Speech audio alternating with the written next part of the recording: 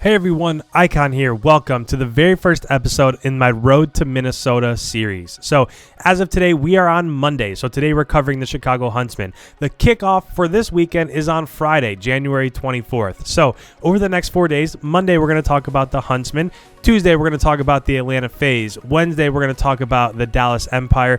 And Thursday we're going to talk about the home team, the Minnesota Rocker. So a few things that go into this. First of all, the very first thing we want to talk about are each of the players. So we want to talk about the roster, the players' strengths, their weaknesses, what they're good at, what they need to improve at, whatever they need to do to ensure success during the event. Next thing we want to talk about is the mode breakdown. So for those of you that don't know how it works, there are 5 modes during a Call of Duty match. So they start with a hardpoint and then play search. And then there's one game of Dom and then hardpoint and search. So essentially they're playing 3 different game types. So some teams are a lot better at some of those than others. So we'll talk about which modes are best for which team and what they have to do to ensure success.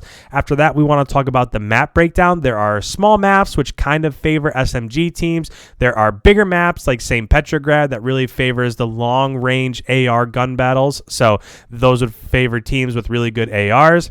And then the last thing we want to do is talk about the road to victory. So we'll talk about each of the team's matchups and what they have to do in those matchups to ensure success. To begin here, first thing we want to do is we want to talk about the roster. So to start here with Chicago, the first person, as always, we're going to talk about is Scum. So Seth Scumpy Abner. Let's talk a little bit about the positives here with Scum. First of all, he's a veteran. So he's one of those OG Call of Duty players that's been playing a long time. And with that comes nothing's really going to phase him. So last year during Black Ops 4, there were some events where he really didn't perform well. But if you think back to Champs Sunday, he was the best player that Sunday. And if his other teammates would have stepped up, so Karma and Dashy and TJ and Crim6, if they would have stepped up, he would have had another ring. There's no doubt about it. He was one of the top 2 or 3 players on that championship Sunday. So if everybody else steps up, he gets another ring. No question in my mind. The one thing about that is that he's just a veteran player and the spotlight of it all isn't going to be too much for him. So for some people like the 18-year-olds, the 17, the 19-year-olds, that could be a little much, right? Going into a massive event like that, there's going to be a lot of people there. It's going to be covered. I'm assuming that the spectator crowd is going to be sold out from everything I've seen on Twitter. So that is not going to phase Scump. He's going to play the way he plays no matter what because that's who he is. He's a veteran. He's been along the game a long time, and that's just not really going to bother him all that much. Next thing we want to talk about in terms of one of his positive attributes is that his play in and around the hill, there are very few people that can just flat out aim better than he can. Now, 4 or 5 years ago, he might have been a little bit better, but he is absolutely in that top echelon when it comes to just putting his shots on target. When you're just looking at the person you're shooting, and if it's a 50-50 gun battle, he's probably going to win the majority of those. So his gun skill, his accuracy is still extremely high. Even when you're watching some of these scrims, it's pretty often that you'll see Scump drop 40 plus kills. Just the other day, I broke down a game type against the Toronto Ultra, and he had 42 in a hard point against Toronto. And as far as I know, that's the first time that they played him, but it'll happen at least once or twice a day. Well, he'll just go crazy and pop off, whereas not everybody really does that. So not only is he a veteran, but he has the ability to play really well. Now, the biggest downside of Scump is that he doesn't always think things through all the way. So sometimes it's not that he doesn't have map knowledge, it's more just situational awareness. There's been a couple times over the last 2 weeks where I've been breaking down their game. So I've been breaking down scrims for Chicago where he'll make a wrong play and it could end up being what cost them a map. There was a time on Ramaza where he went to flank up through top platform, whereas if he just would have went and flooded the hill, they probably would have won that map. And it just seems like with Scump, that stuff happens pretty often. And that's where I think having Gunless as a teammate helps because he's very vocal and Gunless is a person that knows what he's talking about. Next thing, Formal. Formal is one of the most coveted players in Call of Duty esports, and there's a ton of reasons why. First of all, he's just like Seth. He's a vet. He's seen it all, and his mentality, so just his composure, is second to none. He's one of the best at just remaining cool, calm, collected, nothing phases him. And I know I kind of said that about Scump, but if you took Scump's composure and took that to another level, that's kind of where Formal's at. So not only is he composed under any circumstance, but he has one of the best AR shots in the game. It's just when he sees somebody, he snaps, he hits his shots, and that's just Formal as a whole. He just doesn't really miss his shots. This is a big pickup for Chicago. Normally when we're on rotations or if you're playing hardpoint or you're trying to lock down a flank route or something, you'll see Formal there, and that's what makes him one of the best, is that he can just lock down routes and there's nothing the enemy team can do about it. So if we want to talk about one area of weakness for Formal, is that sometimes he just tries to do too much. So you'll be watching a hardpoint match, and when he should really just be sticking to a flank route, he'll see that there's nobody in hill, so he'll just push into hill and he'll try to get time. And then when that happens, when he pushes into the hill, somebody flanks around the outside of him, that flank route opens up, and then when Chicago goes down, they spawn out. So sometimes I just think Formal should relax a little bit, just play his role, and then trust his teammate to do their jobs, because sometimes he tries to do a little bit too much. Next person I want to talk about is Gunless. So there are some really awesome positives with Gunless, and there are some really kind of negative cons. So in terms of pros, his accuracy is unparalleled. His gun skill, when he's in hill, you'll just see in the kill feed, you'll kind of wonder how Chicago overtakes map position, and you'll look at the kill feed and Gunless has 3 kills. So he just dropped a 3-piece. And then 90 seconds later, wait, they flipped. They didn't have spawns for the next hard point.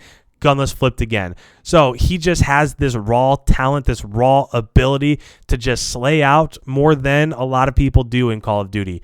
Now, the bad thing about Gunless is that he really tries to be a leader, but sometimes he can be extremely negative. Now, I do want to say that there's some good and there's some bad in this. The one thing that's good about it is that he's not afraid to tell vets like Seth and Formal what they're doing wrong and what they need to be able to do better. But sometimes it just goes a little bit too far. It just sounds like whining, and he doesn't really know when to stop. He just piles it on and piles it on. And I think if he was able to correct that, he'd be one of the most coveted assets in Call of Duty, more than he already is.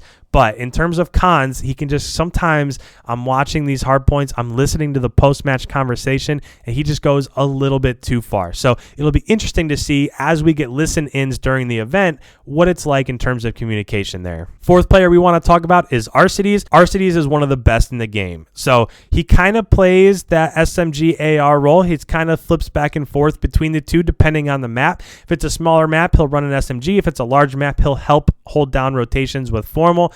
But he's just smooth and calm and collected, and you never really hear him freak out. You never hear him lose his mind. He's really just always doing what he's supposed to do. And that's like, so if you're thinking back to like traditional sports, he's just like a pro's pro, as they say. He just goes about his business, does his job, does it right all the time, and he's just a reliable player. So for Arcides, this is a massive pickup, I think, for Chicago, just because he does his role. He does it well. He's never phased. He just goes about his business and does what he's supposed to do. Last player to talk about here for Chicago, Envoy. So this is the key. I really think that their match is this weekend between Dallas and Optic Gaming LA. I really think that Envoy's the key here. If you're just talking about just pure accuracy and slaying power from the SMG position, Envoy has the ability to do it better than anybody else. He can get into hill. He can kill 3, 4, 5 people in hill. He can overtake a map sole by himself. When it comes to just raw slaying talent, Envoy's as good as anybody they're going to go up against. There are a couple people that might be a little bit better, like Simp or a BZ or somebody like that, but he is a very close second. So I really think that Chicago's success during this event is going to come down to Envoy and how much success he has in those matches. Now, if we're just talking about cons here, is that he is not very experienced. He just turned 20 years old, so he has not been on this stage very long. So if you're thinking about it, it's a move to the brand new Call of Duty League. It's the first event. The entire esports world is going to be watching to see what this production is like. That's a lot to go on to a kid that just turned 20 years old. So positives, if he's just in his room and he's just slaying out, he's playing at the hex quarters or whatever, there's nobody that can slay like him. But you're at an event and all this pressure's on and you're only 20 years old and you've only been doing this for a couple years. we'll see what happens. So again, he's going to be the key for me going into this week's matchups for Chicago. Second part of this, we want to talk about the mode breakdown. So again, the 3 modes. You're going to play hardpoint, 2 of those. You're going to play search, 2 of those. You're going to play 1 domination. So when it comes to modes, I think, first of all, we don't know what any team is like in terms of search and destroy. Nobody has played it. And the little bit that they have played it, they haven't really revealed very much on streams. That's the key going into this, is how our team's going to perform on search and destroy. Now, the one thing in terms of search and destroy that Chicago has going for it is that there are not very many tacticians like Gunless out there. So that's why he's so vocal, because he knows what he's talking about. But when it comes to strategies in search and destroy, what to do, what your team needs to do to counter, how to send people, where to send people, do we need 2 on the left flank, 2 on the right, 1 in the middle, or whatever, that is where Gunless is such a good player. So I think search, nobody really knows yet, but I think most of the time when you think of the old Optic Gaming, Hex's Optic, they were so good at respawn and they struggled a little bit in search. I think the amount of veterans that are on this Chicago team, they're really going to take over when it comes to search and destroy. Arcides, Gunless, Formal, Seth, the 4 of them in search and destroy, being able to make plays, call out what's happening. I think that's where they're going to make their money. If I had to guess in terms of the hard points that they'll play and the dominations that they'll play, I would say those are pretty close. I think that they'll probably split those with Atlanta. I think they'll probably win all of them against Optic Gaming LA. Every time that we've seen Optic Gaming scrim lately, they really haven't been doing all that well. So I think in terms of the modes, search is where Chicago's going to make their money. And then against Atlanta, I think they'll split. And then against Optic Gaming, I think they'll probably just run through all of those. Next thing we're going to talk about is the map breakdowns. So there are a couple maps that Chicago's really good at, and there's a couple that they're really poor at. First of all, Hackney Yard. Whatever they have to do in the veto system, the very first thing that they should do is they should veto Hackney Yard. It doesn't matter who they play. First of all, when they play this against Atlanta, they never win it. It's the first map that's always done in a scrim, and they never beat Atlanta in this. In fact, most of the time it's like 250 to 80. So when it comes to Hackney Yard,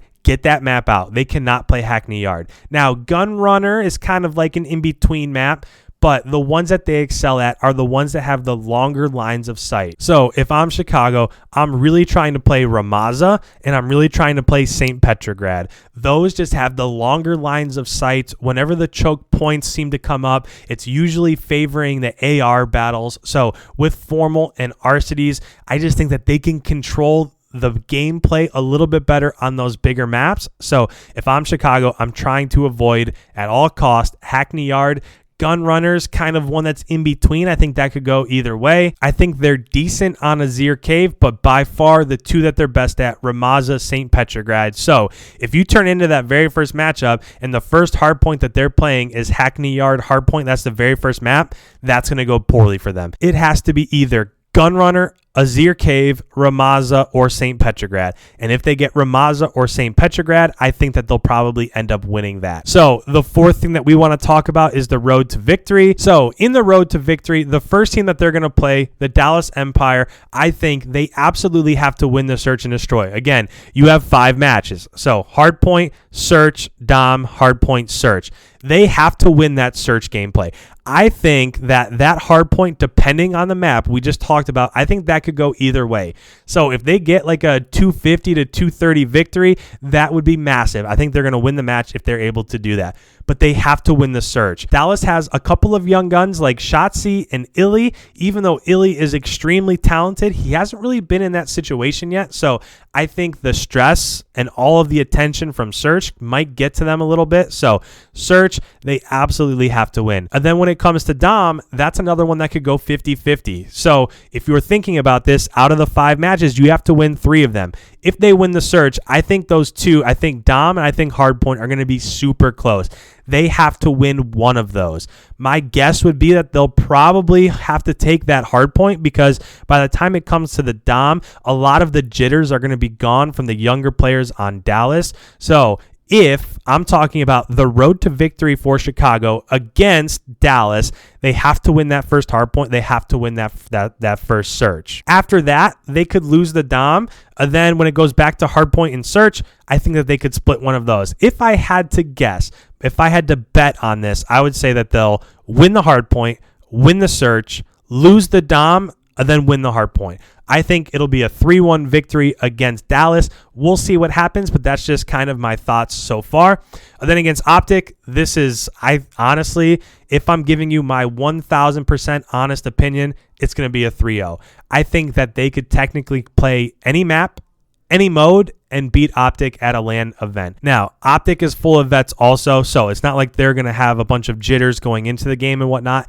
I just think that Chicago is far better than Optic Gaming LA. So I think in terms of those 5 matches, Hardpoint, Search, and Dom, I think it's going to be a quick 3-0. I don't expect those games to be close. If they end up losing, then I was totally wrong, but I just think they're going to take care of Optic. And I do think leaving the first event, they're going to end that event 2-0. They're going to take both of those matches, and it's going to be looking pretty positive going into the February events. Now, as we go ahead and close this out, I just want to reiterate that Friday, Saturday, and Sunday, I'm going to be throwing like 20 videos on my channel. So please go hit that subscribe button. Be here for all of the analysis. Be here for all of the breakdown that weekend. I don't think you're going to be seeing stuff like this anywhere else on YouTube or Twitch. So hit that subscribe button. Be here for all of the breakdowns. I'm going to do everything I can to make sure everybody knows everything that's going on that entire weekend. So make sure you hit that subscribe button. If you feel something different about the matches going forward, please leave comments down below. I respond to probably 99% of my comments. I love the interaction with my community. So